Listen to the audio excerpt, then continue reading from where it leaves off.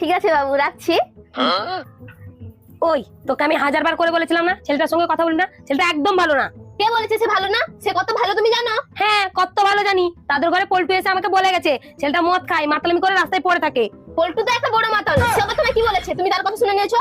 শুধু পল্টু একা বলেনি রে, পাড়া সবাই বলে গেছে সে গাঁজা খায়, সিগারেট খায়, গুটকা খায়, বিমল খায়। আর শুধু বিমল খায় না, একটা কথা শোন, আমাদের বাড়িটা দেখেছিস কত পরিষ্কার, আর তাদের বাড়ির সামনে চলে যাবি পুরো লালে লাল, শুধু বিমল খায় যেখানে সেখানে থু থু করতে থাকে। তো কি হয়েছে? আমি গিয়ে পুরো পরিষ্কার করে দেবো, জল দিয়ে ধুয়ে দেবো, দিলে হয়ে যাবে। কিন্তু আমি তাকে ছাড়া কাউকে বিয়ে করবো না। দেখ মা হয়ে কোনোদিন মেয়ের খারাপ চাইবো না, তোকে একটা ভালো কথা বলছি, তুই সে ছেলেকে ছেড়ে দে, আমি তোর জন্য ভালো ছেলে দেখেছি। আমিও দেখে রেখেছি, সেই ছেলেটাই ভালো, আমি তাকে ছাড়া কাউকে বিয়ে করবো না।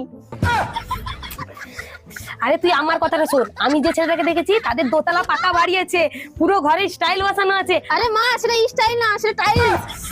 সে যাই হোক বসানো আছে তো। আর জানিস আমাদের ফ্যান আছে, তাদের ঘরে দেওয়ালে